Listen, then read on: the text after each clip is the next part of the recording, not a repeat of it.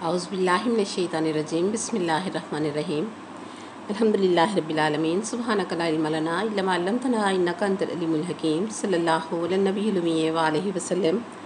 अस्सलामु अलैकुम रहमतुल्लाहि व बरकातुहू। जी जनाब, क्या हाल है हमारे काफ़िले खुशबे कुरान के सब साथियों के। उम्मीद करती हूँ सब अपनी अपनी ज़िंदगी की मसरूफ़ियात में गाफिल होने से ख़ुद को बचा रहे होंगे और अपनी रूहानी हयात के वसीलों की तलाश में खुशबे कुरान से अल्हम्दुलिल्लाह ना सिर्फ खुद वाबस्ता हैं बल्कि अपने इर्द गिर्द के लोगों को भी और उनके दिलों को भी इस तलब और आरज़ू का मस्कन बना देंगे। आज की गुफ्तगू बहुत दिल से सुने। खुसूसी गुजारिश है मेरी आपसे कि आज का ये पैगाम हक़ सुन लेने वाला कभी भी मुतज़लज़ल नहीं होगा अपनी ज़िंदगी में। मैं और आप हम ईमान के बुलंदतरीन दर्जों में जो है हमें मौत नसीब होगी कि हम उस नेमत उज़्मा को बज़रिया कुरान समझते रहते हैं। और मैंने आज तो हर वो आयत कुरानी इस गुफ्तगू में शामिल कर दी है जिसके बाद बिफ़ज़्लिल्लाहि ताला किसी दलील या किसी बहस और तकरार या नऊज़ुबिल्लाह इनकार वलायत उज़्मा का तसव्वुर तक भी ख़त्म हो जाएगा। हमें अपनी सांसों की खबर नहीं है, आज हैं और हम कल ना हों। हमारी आज की गुफ्तगू भी पिछली गुफ्तगू का ततीमा है, पिछली गुफ्तगू की तकमील है। अल्लाह करीम इरशाद फरमाता है वलक़द सर्रफ़ना फ़ी हाज़िल कुरान लियज़क्करू वमा यज़ीदुहुम इल्ला नुफ़ूरा। रब ने फरमाया दुनिया वालों, हमने इस पूरे कुरान में एक ही बात की बार बार गर्दान की है।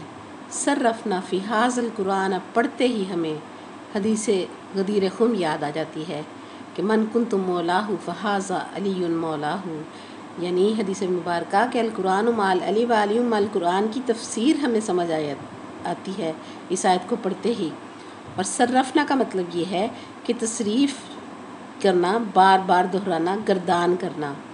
और इल्म सर्फ़ व नहव पढ़ने वाले ये जानते हैं कि कानून इल्म सर्फ़ ये है कि किसी भी गर्दान के मस्दर को जब सीगों में ढाला जाता है तो अली मौला के बताए हुए इस इल्म सर्फ़ व नहव से लेकर आज तक और सुबह क़यामत तक कोई ये तब्दीली कर ही नहीं सकता कि मस्दर को जब सीगों में ढाला जाएगा तो 14 सीगे बनेंगे।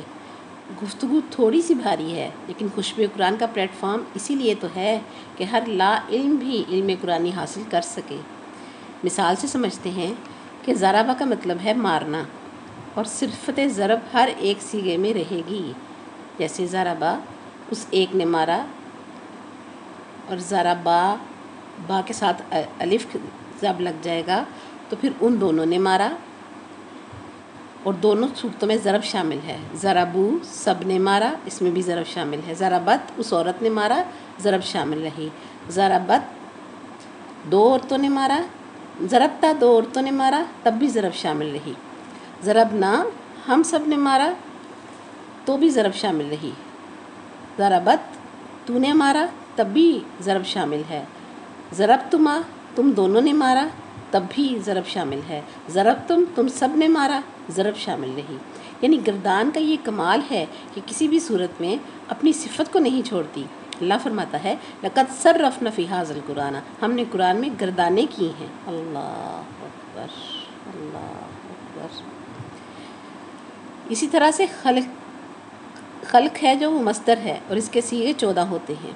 और इसी तरह से राज़क भी मस्दर है और इसके भी 14 खाने बनेंगे। गोया इल्म सर्फ़ हमें समझा रहा है, मनवा रहा है हमसे कि ये ख़ानदानी तत्हीर 14 के 14 अपनी सिफत नहीं छोड़ते। और अल्लाह ने कुरान में बज़ाहिर आयतों की सूरतें और शक्लें अलग रखी हैं लेकिन हर एक में कदर मुश्तरक रखी है। और ऐसा मैंने क्यों कहा है? रब कहता है लियज़क्करू, ताकि ज़माना नसीहत हासिल करे। मैंने सर्रफ़ना फ़ी हाज़िल कुरान लियज़क्करू, ज़माना नसीहत हासिल करे। लेकिन रब फरमाता है वमा यज़ीदुहुम इल्ला नफ़ूरा। और रब्बुल इज़्ज़त फरमा रहा है कि बदबख्त लोगों ने, कमबख्त नसीब लोगों ने, इन्होंने इबरत हासिल करने की बजाय ये लोग नफ़रत में बढ़ गए।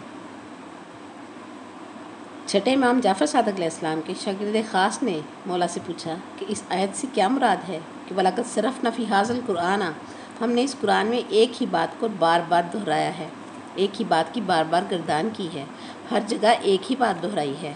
वो एक बात क्या है? तो मौला ने इरशाद फरमाया, अल्लाह करीम फरमाता है, अल्लाह करीम के ये फरमाने से मुराद है लक़द ज़करना علی فی کل آیت، ہر آیت قرآنی میں نے علی کا ذکر کیا ہے۔ آیت قرآنی ہے اور معصوم امام علیہ السلام اس کی تفسیر کر رہے ہیں۔ کوئی ملا یا مولوی نہیں تفسیر کر رہا، بلکہ امام جعفر صادق علیہ السلام، مولا ششم اس کی تفسیر کر رہے ہیں۔ ان کی صداقت کو چیلنج کرنے والا کوئی پیدا ہی نہ ہو سکا۔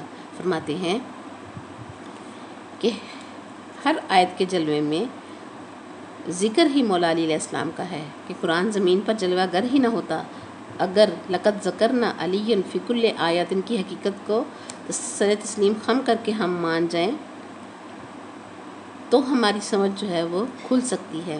اگر ہم یہ تسلیم نہیں کرتے تو فتویٰ توحید پر لگے گا کہ توحید نے قرآن میں کہا ہے کہ ہم نے تو تکرار ہی ایک بات کی ہے، اور جو اس بات کو نہیں مانے گا وہ معصوم امام کے قول کو نہ مان کر کفر کر رہا ہے۔ اس طرح آپ نے محبوب مکرم صلی اللہ علیہ وسلم سے بھی اللہ کریم نے کہلوایا قرآن میں کہ کل انما اعظکم بواحدۃ، اے میرے محبوب صلی اللہ علیہ وسلم اپنی امت سے کہہ دو کہ سن لو، میں تو صرف واز کرنے ہی ایک شے کا آیا ہوں۔ اللہ اکبر، سبحان اللہ۔ یاد رکھیں رسول اللہ صلی اللہ علیہ وسلم کا فرمانا کہ میں تو ایک شے کا واعظ کرنے آیا ہوں، حالانکہ بتائی نماز بھی، سکھایا روزہ بھی، حج کی تعلیم بھی دی، جہاد و صدقات اور خیرات اور فرضی اور نفل اعمال بھی ہمیں سکھائے، لیکن اللہ پاک قرآن میں نبی پاک صلی اللہ علیہ وسلم سے کہلوا رہا ہے کہ کل، اے میرے نبی کہہ دو میں تو ایک ہی شے کا واعظ بن کر آیا ہوں۔ ہم قیامت تک ٹکرے ماریں کبھی بھی سمجھ نہ پائیں گے۔ وارثان قرآن سے پوچھتے ہیں تو تفسیر اہل بیت نے یہ عقدہ کھولا کہ یہ وہ شے جس کا واعظ بن کر نبی کریم صلی اللہ علیہ وسلم آئے، وہاں سے پتہ چلا کہ یہ ولایت علی ابن ابی طالب علیہ السلام۔ سبحان اللہ۔ قرآن پاک رسول اللہ صلی اللہ علیہ وسلم کو بھی واعظ نہیں مانتا جب تک رسول اللہ صلی اللہ علیہ وسلم علی مولا کی ولایت کا ذکر نہ کریں۔ صرف واعظ ہی نہیں بلکہ رب اپنے رسول اللہ صلی اللہ علیہ وسلم کو مبلغ ہی نہیں مانتا جب تک علی مولا کی ولایت کی تبلیغ نہ کریں۔ پورے قرآن میں دکھاؤ کہ ولایت کا ذکر کے علاوہ قرآن نے کہیں کہا ہو کہ بلغ الصلاۃ یا بلغ الصیام یا رسول بلغ الحج، کہیں بھی نہیں فرمایا کہ ان سب کی تبلیغ کرو، یا بلغ الجہاد یہ کہا ہو، لیکن بلغ کا صیغہ واحد آیا تو ولایت علی علیہ السلام کی تبلیغ کے لیے۔ معلوم ہوا اصلی تبلیغی جماعت وہ ہے جو علی علی کرنا سکھائے۔ سبحان اللہ۔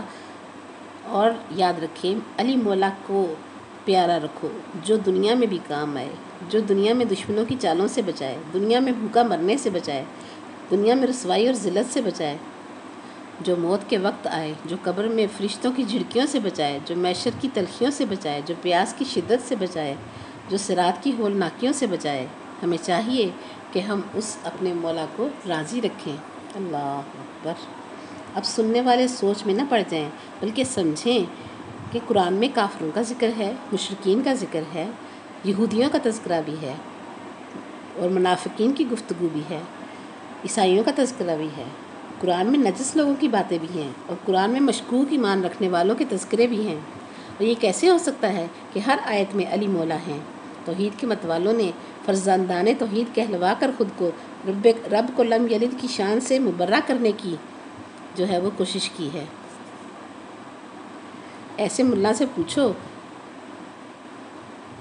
کہ امت کو ڈراتے ہو، جنت کو تالا لگا دیتے ہو، اور ایک روزے کی سزا 70,000 سال جہنم کی ڈبکی سناتے ہو، جو ایک بار کی نماز قضا ہو گئی تو معاذ اللہ 70 بار کعبے میں ماں سے زنا کرنے کے برابر بتاتے ہو، وہ ملا کیسے برداشت کرے گا؟ وہ کیسے بتا سکے گا کہ قرآن کی ہر آیت میں علی مولا کو تسلیم کر لے؟ ملا نے مشرکین و کافروں اور منافقوں کی آڑ لے کر علی مولا کو قرآن کی آیتوں سے نکالنے کی کوشش کی ہے، اور دوسری طرف اسی ملا نے ہمیں یہ بتا رکھا ہے کہ ایک کائنات عالم کی تحت الثری سے اوج ثریہ تک کوئی شے ایسی نہیں، کوئی بشر، کوئی نو نہیں، کوئی ٹکڑا زمین کا ایسا نہیں جہاں اللہ نہیں ہے۔ تو پھر سمجھیں اگر ہر جگہ اللہ کریم ہے تو کیا گندگی کے ڈھیر پر بھی ہے؟ زمین طاہر بھی ہوتی ہے، زمین نجس بھی ہوتی ہے، کیا جہاں نجس زمین ہوتی ہے وہاں اللہ ہے یا نہیں؟ اگر اس کا جواب نہیں ہے تو پھر اس کا کلیہ کہاں گیا کہ ہر جگہ ہر مقام پر اللہ ہے۔ سوچنے کی بات ہے۔ اگر ملا کہتا ہے ہاں ہر جگہ اللہ موجود ہے تو پھر ملا سن لے۔ جس طرح ان نجس مقامات سے تم اللہ کو الگ کر لیتے ہو، اسی طرح قرآن کی ان آیات میں جن میں کافروں، منافقوں اور مشرکوں کا ذکر ہے، علی مولا کو بھی ان سے نکال لو۔ کتنی بڑی بدقسمتی ہے ان لوگوں کی، بدعقیدہ لوگوں کی، کہ ان کو توحید بھی سمجھ میں نہ آئی اور ان کو امامت بھی سمجھ میں نہ آئی۔ فقط رسالت پر آ کر یہ گروہ رک گیا ہے۔ اس کے حصے میں یہ صرف اس لیے کچھ نہ آیا کہ یہ امامت کا دشمن ہے، نہ توحید اس کے حصے میں آئی اور نہ امامت اس کے حصے میں آئی، اس لیے توحید سے بھی محروم ہو گیا ہے کہ توحید ملتی ہی امامت سے ہے۔ ہر آیت میں علی مولا ملتے ہیں۔ یاد رکھیں، ایک اصول ہے محبت کرنے والے کا کہ ذکر حبیب کے دو پہلو ہوتے ہیں۔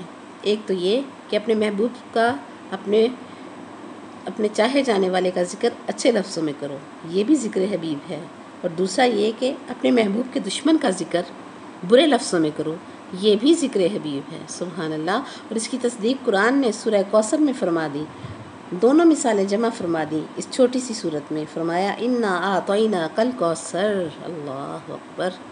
اے میرے محبوب صلی اللہ علیہ وسلم، ہم نے ہر شے کی کثرت آپ کو عطا کر دی ہے۔ یہ ہے ذکر حبیب صلی اللہ علیہ وسلم، یہ ہے میرے نبی کی تعریف۔ اور پھر فرمانا کہ ان شانئک هو الابتر، اے میرے محبوب صلی اللہ علیہ وسلم، تیرا دشمن جو ہے وہی ابتر رہے گا، یہ بھی ذکر حبیب ہے۔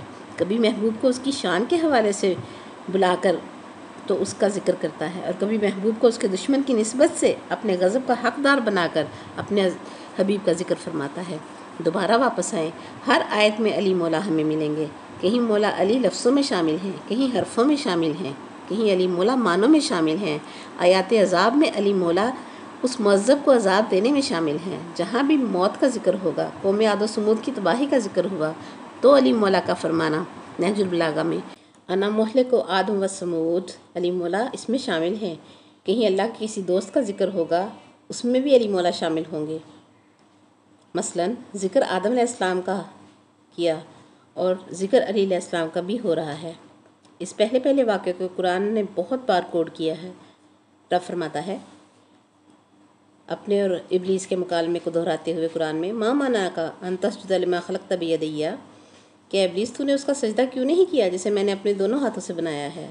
ذکر آدم اور شیطان کا ہو رہا ہے، اور گھیر کر اللہ کریم بات علی مولا کی کر رہا ہے کہ علی مولا کا فرمانے علی شان ہے کہ میں 40 دن تک آدم علیہ السلام کی مٹی خمیر کرنے والا ہوں۔ سبحان اللہ۔ اسی طرح سے تبت یدا ابی لہب کی آیت ہے۔ اس آیت میں ید سے ہمیں ید اللہ کی طرف دھیان جائے گا، اور ابو لہب سے ہمیں ابو تراب علی مولا کی طرف ہمارا ذہن جو ہے وہ جاتا ہے۔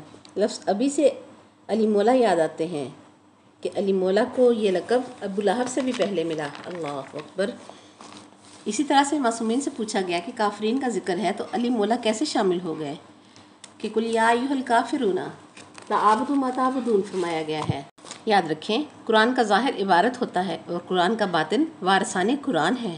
قرآن کا لفظ رہتا ہے جب تک باطن تک رسائی نہ ہو، جب تک وارثان قرآن سے ہمیں ان کی تفسیر نہ ملے۔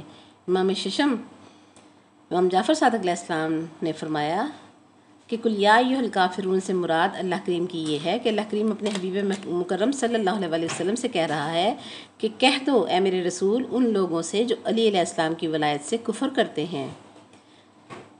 یہ باطن ہے اس آیت کا، اسی لیے تو میں کہتی ہوں کہ قرآن ملا سے نہ سیکھیں، مولا سے سیکھیں۔ گفتگو کافر سے ہے اور ذکر علی مولا کا ہو رہا ہے۔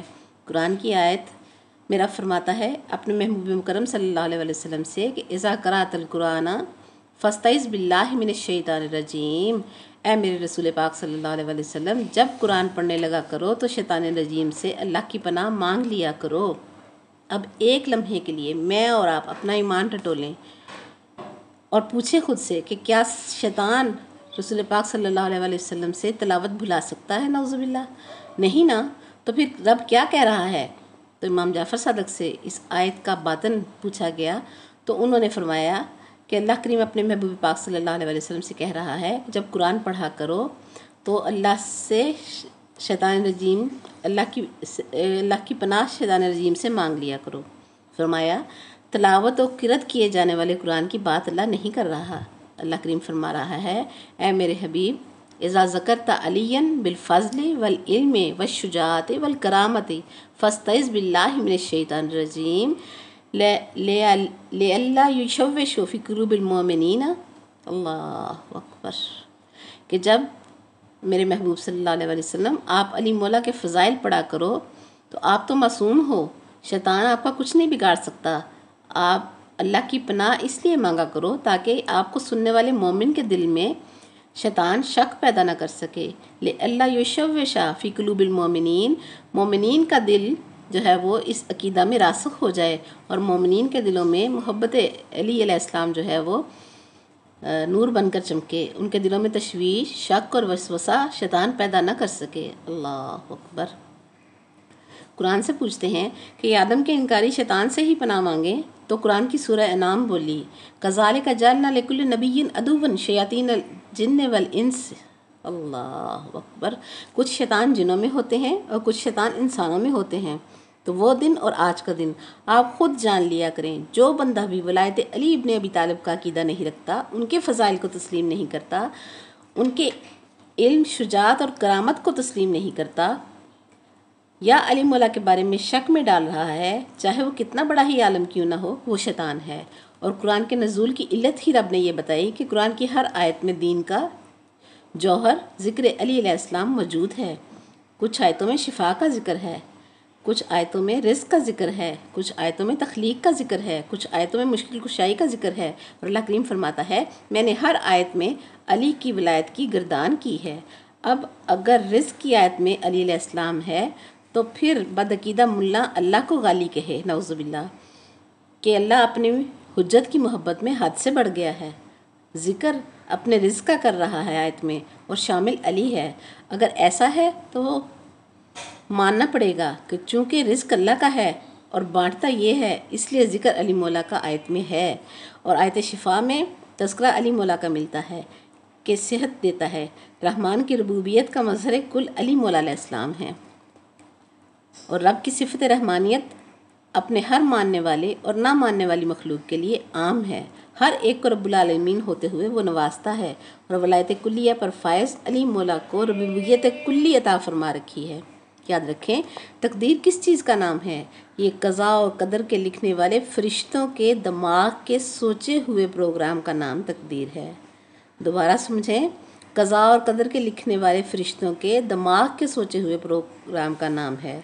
ये फ़रिश्ते जो कि मेरे नबी सल्लल्लाहु अलैहि वसल्लम के पसीने की एक बूंद की तख्लीक हैं और अली मौला तो मेरे नबी सल्लल्लाहु अलैहि वसल्लम के नूर का आधा है और मेरे और आपके आका मौला सल्लल्लाहु अलैहि वसल्लम से लहम व लहमी की सनद ले चुके हैं कि या अली, तू मेरा पसीना नहीं है, तू मेरा खून है। सुभान अल्लाह। और बारिश बरसना तकदीर है, औलाद मिलना तकदीर है, रिस्क मिलना तकदीर है, सेहत तकदीर है, बीमारी तकदीर है, मौत और ज़िंदगी तकदीर है, अमूर तकवीनिया तकदीर है, कातबान क़ज़ा और क़दर का प्रोग्राम लिखा हुआ तकदीर है। और अली मौला फरमाते हैं कि हम तो फ़रिश्तों के भी उस्ताद हैं, हम नबियों के भी उस्ताद हैं। हम ना होते तो फ़रिश्ते तस्बीह और तहलील ना जान पाते और ना अम्बिया को अल्लाह की तस्बीह और तहलील की खबर होती। अब तकदीर का प्रोग्राम लिखने वाले के सामने जब मौला हुसैन नामी मुअल्लम आ जाए तो तकदीर में औलाद ना रखने वाला ईसाई राहब भी मौला हुसैन पाक से बेटे लेकर जाता है। सुभान अल्लाह। आज तक की गुफ्तगू में इतना ही। ज़िंदगी रही तो इसी मौजू को लेकर अगली गुफ्तगू करेंगे ताकि हम तफसील से तमाम तर आयात कुरानी में अपने मौला अली अलैहिस्सलाम की विलायत का अकीदा जो है वो देख सकें, समझ सकें, पढ़ सकें और अपने वजूद के रुए रुओं में उसको समा सकें। आखिर दवाना अनिल हम्दुलिल्लाहि रब्बिल आलमीन। सुब्हानकल्लाहुम्मा व बिहम्दिका व नशहदु अन ला इलाहा इल्ला अंता नस्तगफिरुका व नतूबु इलैक। अस्सलामु अलैकुम व रहमतुल्लाहि व बरकातुहू।